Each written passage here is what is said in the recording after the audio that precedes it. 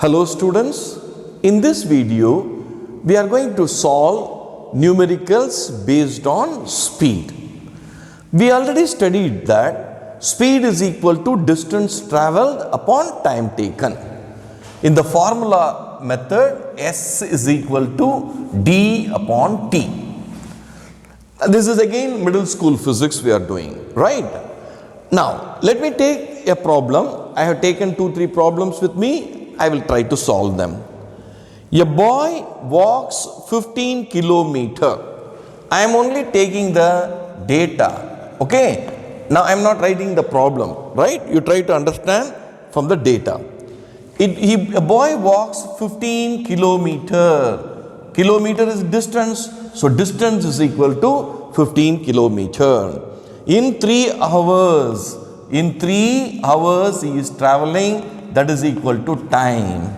Okay. Find the speed. Speed is equal to how much? Very simple. Speed is equal to distance upon time. Distance is 15 kilometers divided by 3. Okay. 15 divided by 3. This is equal to 5 times. So our answer is 5 kilometers per hour. So we have distance is equal to 5, speed is equal to 5 kilometers per hour. Okay, this is one problem, which this is the first problem. This is the starting problem. Okay, now suppose I have distance not in meter and hours. Instead of hours we have it in second. Then what will happen? Or how can we convert from one set of units to other set of units? This also I will teach you. Right. Now, let me do the second problem. Okay. This is the first problem where we calculated the speed. Right. Now, I am taking the second problem. In this problem, the second problem, a train covers a distance of 500 kilometers. So, 500 kilometers is what? Distance travelled by the body. T is equal to 500 kilometers. If its speed is 50 kilometers per hour, if its speed is equal to 50 kilometers per hour, how much time will it take to cover this distance? We have to calculate time. The formula is same. We will not change the formula, right? But we need to calculate time. Time goes up here and the speed comes down here, right? We interchange these two terms. So we write time is equal to distance upon speed. Don't try to memorize this, right? You only know the principal formula. S is equal to D upon T. Okay, that is equal to distance travelled is how much? 500 divided by 50 is the speed. Okay, 0, 0 goes. This will go 10 times. So 10. Now what is this time? This is kilometer. Kilometer per hour. So time is, it will take 10 hours. So this is the answer. Okay, we have calculated time in this formula. Okay, in this problem. Now we move on to the third problem. Okay. See, these are very easy problems, foundation physics, so remember this in mind. Okay, so the third problem. What is the data of the third problem? A car takes 5 hours. Time is equal to 5 hours. Okay, to travel and reach from Delhi to Agra. That is 5 hours to reach from Delhi to Agra, from one place to another place. If the speed of the car is equal to 60 kilometers per hour. Okay, now calculate the distance between Delhi and Agra. See, the car is starting from Delhi. It is going to another place, Agra. Okay. Now, time taken is 5 hours. And the speed with which we are going is 60 kilometers per hour. So what will be the distance between these two places? So what we have to do now? Use the same formula. S is equal to d by t. So we want to calculate d. Keep the d here and s into t we do it. Our d is equal to speed into time. That is equal to speed is how much? 60 multiplied by time. How much time? 5 hours. That is 6 5s are 30. So 300. 300 what? 300 what? Because hour is there, kilometer is there. So answer distance is kilometer. So distance between Delhi and Agra is 300 kilometer. This is according to our formula, our problem, but I don't know the real distance between this Delhi and Agra. You please check it in the map. Okay, Google map you can check it. Okay. These are the basic problems which we do using a single formula, that is S is equal to d by t. Okay, S speed is equal to d by t. Sometime we also draw a triangle, right? Easy to remember using this triangle. There are three quantities are there. Put a small line like this, right? And put a line like this. So let us take distance here. Okay, now take speed here, take time here.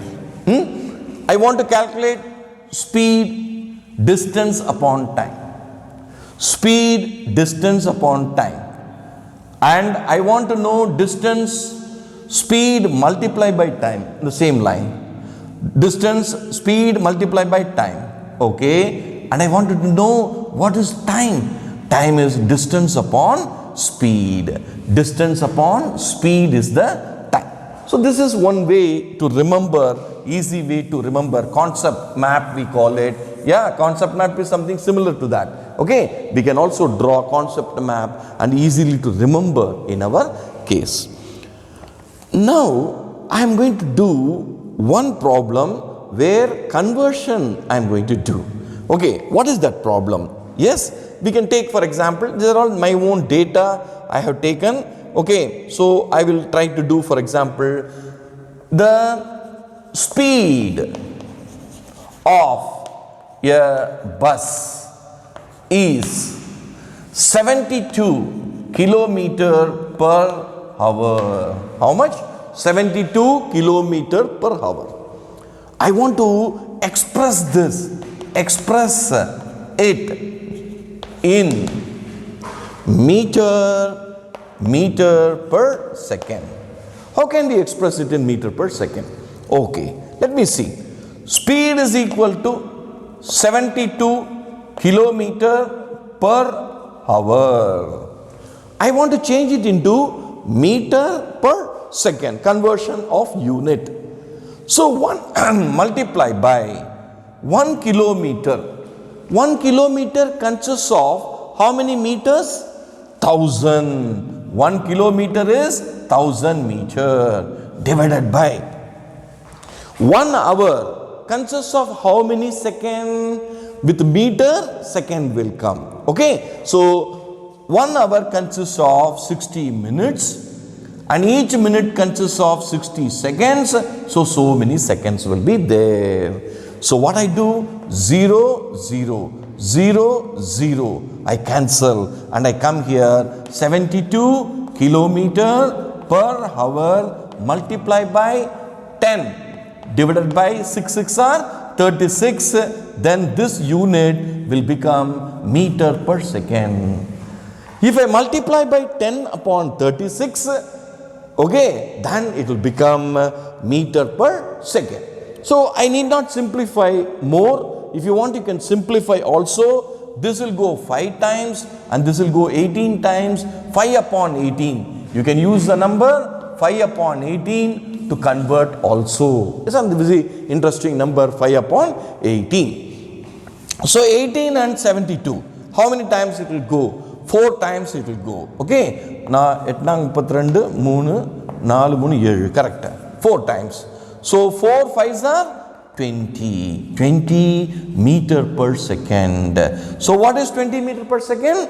72 kilometer per hour is equal to 20 meter per second. This is the relation. Now I am going to ask you a question. If 20 meter per second is equal to 72 kilometer per hour, then 10 meter per second will be equal to how many kilometer per hour? How many? 20 is 72. Half of that 10 will be how much? 72 upon 2, that is 36.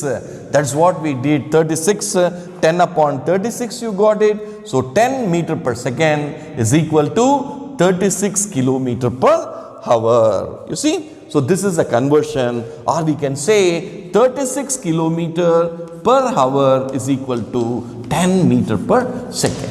Easy to remember. This is the way we do it. Now, one last final problem I will do on this chapter, right? On this concept of speed. Okay. So remember this very clearly. Conversion is also necessary, right? And this is the foundation physics I am teaching you. This will be helpful for you in 9th and 10th standard. Also, it will be useful as a foundation for future entrance examination. You want to appear for NEET examination, medical, or you want to appear for JEE, main, IIT, for engineering. These are all basics in physics. So you should know that, you should understand these concepts very clearly. Okay, so let me do one more problem, one more numerical. Yes, let us see how the numerical goes. Yes, a car travels 100 kilometer. What is the data? A car travels 100 kilometer. That is equal to distance traveled. Fine. With a speed of 50 kilometer per hour. Okay, 50 kilometer per hour. This is one. And another, this is the first motion. Okay, this is first motion. And the second motion, it is moving further, right? Another distance of 200 kilometer. How much distance? 200 kilometer. With a speed of 25 kilometer per hour, right? So two different motions are there, two different speeds are there, two different distances are being covered by the same car. Okay, so is this motion uniform? Is this motion uniform? If it is not uniform, it is non-uniform. And find the average speed. Okay, so let me first work out the problem, right? This car is starting from here, point A, it goes to point B. The distance between this is 100 kilometer and speed is equal to 50 kilometer per hour. And again it moves to a point C, which is 200 kilometer and with the speed of 25 kilometer per hour. And I drew a small triangle and showed you that you take speed, distance upon time. Okay, now what I need to calculate? Is it uniform or non-uniform? I have distance, I have speed, I can calculate time. So time is equal to distance upon speed. So in the first case, right, we will calculate time is equal to distance upon speed. Distance is 100 upon 50. That is equal to 2. So time is equal to 2 hours. It is taking to cover 100 kilometer in 2 hours. Next, second case we will take it. Okay, now again time 2 is equal to, this is time 1, you can say, distance traveled upon speed. Distance is 200 kilometer divided by 25. Okay, 25, and this will go 4 times 100, 8 times. Okay, so time is 8 hours. Time 2 is 8 hours, time 1 is 2 hours. Is the motion uniform? No. It is taking 2 hours here, and it is taking here time 8 hours to travel 200 kilometer. So 100 kilometer, how much it will take? If you break it into half of that, it will take 4 hours. So it is taking 2 hours for 100 kilometer, but here for 100 kilometer it is taking 4 hours. So speed is not same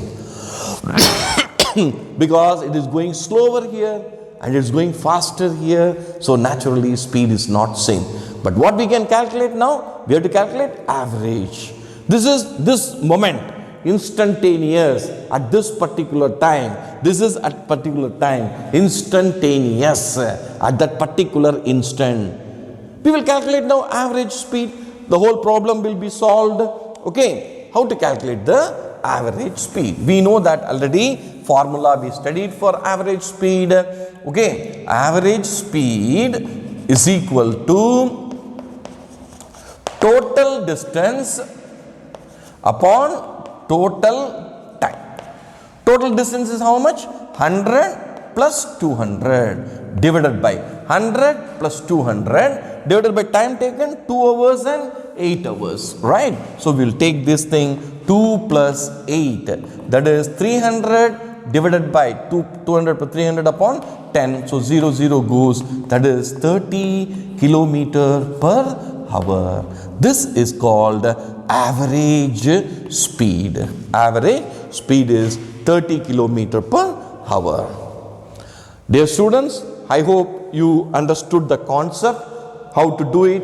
Yes, why doing numericals? Problems are very important because you will get your concepts clear.